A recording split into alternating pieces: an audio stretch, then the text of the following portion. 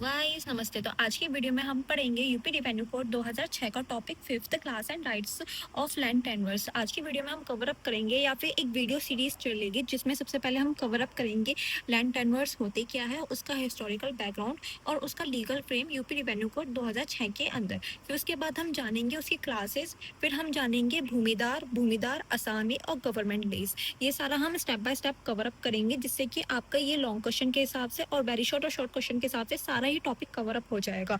तो इसमें हम पढ़ेंगे classes and rights of land tenures, भूमिदार के बारे में पढ़ेंगे, देन उसके बाद हम असामी पढ़ेंगे और एंड में हम पढ़ेंगे गवर्नमेंट लीज। गवर्नमेंट लीज के ऊपर भी कभी कभी क्वेश्चन आ जाते हैं। तो बिना किसी देरी के स्टार्ट करते हैं।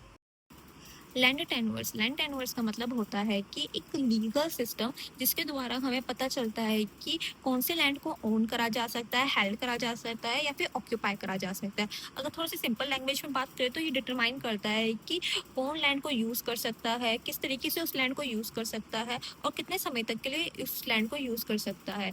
इन शॉर्ट यहाँ पे ये भी बताया जाता है कि किसी भी टेन्योर होल्डर्स की क्या क्या राइट्स और रिस्पॉन्सिबिलिटी है किसी लैंड को लेकर। अगर इसको इंग्लिश लैंग्वेज में बात करें तो land tenures refer to the legal regime or system under which land is owned, held, or occupied. It is determined who can use land, how it is used, and for how long. It includes the rights and responsibility of a tenure holder. अगर यहाँ पे tenure words को समझे तो इसको influence करा गया है एग्रीकल्चर प्रोडक्टिविटी से, सोशल स्टेबिलिटी से या फिर हमारे इकोनॉमिक डेवलपमेंट से। अब जानते हैं हम इसका हिस्टोरिकल बैकग्राउंड अपने यूपी के अंदर।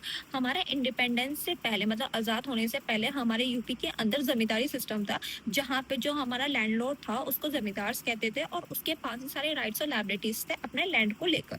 बट जब हमारा इंडिया आज़ाद हुआ उसके बाद क्या हुआ, जब हमारा इंडिया आज़ाद हुआ तो सबसे पहले हमारे ये जमींदारी सिस्टम को अबॉलिश कर दिया गया था और हमारा एक लैंड रिफॉर्म एक्ट 1950 को लाया गया था जिसके अंदर हमारे जमींदारी सिस्टम को अबॉलिश कर दिया गया था, खत्म कर दिया गया था और नए नए लॉज वगैरह क्रिएट करे गए थे, कैटेगराइज करे गए थे टेनेंट्स और कल्टिवेटेड से रिलेटेड। फिर उसके बाद बहुत सारे लॉज गवर्न करे गए थे हमारे टेनर के अंदर और बहुत सारे वेलफेयर स्कीम्स वगैरह हुई थी। लेटर ऑन 2006 में हमारे यूपी रिवेन्यू कोड ने इस चीज़ को कंसोलिडेट किया था, अच्छे से ऑर्गेनाइज किया था जिससे कि इन लॉ के अंदर यूनिफॉर्मिटी बनी रहे। अगर हम इसका लीगल फ्रेमवर्क की बात करें तो 2006 के यूपी रिवेन्यू कोड के सेक्शन 74 के अंदर हमारे दे रखी है क्लासेस में बताया गया है कि हमारे जो टेन्योर्स है वो कितने प्रकार के हो सकते हैं और साथ में ही उनकी राइट्स और लायबिलिटीज़ बताई गई है सेक्शन 74 के अंदर। अगर हमसे पूछा जाए कि इनका मेन एम क्या था इस चीज़ को ऐड करने के 2006 के रिवेन्यू कोड के अंदर, तो इनका मेन एम यही था कि जो हमारे स्मॉल फार्मर्स हैं उनको प्रोटेक्ट कर सके और लैंड एलाइनेशन से हम बच सके। तो इनका मेन मोटिव सिर्फ ये था जो हमारे छोटे फार्मर्स हैं उनको ज़्यादा से ज़्यादा प्रोटेक्शन मिल सके, उनके साथ गलत ना हो।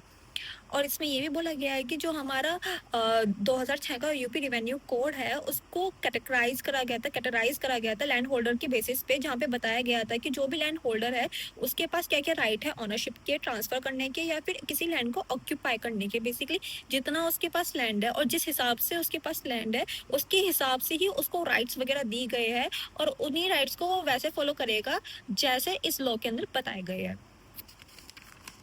बात करते हैं classes of land tenure holder. Section 74 of UP revenue code 2006 बताता है हमारे 4 क्लासेस जिसके अंदर इन्होंने बताया है कि किस प्रकार के हमारे लैंड टेन्योर होल्डर्स होते हैं, उनके पास क्या क्या राइट्स और लायबिलिटीज़ है और किस तरीके से एक टेन्योर होल्डर्स अपने आप को दूसरे टेन्योर होल्डर में कन्वर्ट कर सकता है। तो इनको जितना डीप पढ़ेंगे ना उतना ईजिली आपको समझ आएगा। फिलहाल सिर्फ आप इनके नाम जान लीजिए क्या क्या है। पहला इन्होंने बताया कि भूमिदार विद ट्रांसफरेबल राइट, दूसरा बताया नॉन ट्रांसफरेबल राइट, तीसरा बताया इन्होंने असामी और चौथा बताया इन्होंने गवर्नमेंट लीज। ये हमारे चैप्टर 10 के अंदर है और ये हमारे चैप्टर 9 के अंदर है ऑफ यूपी रिवेन्यू कोड 2006 के अंदर।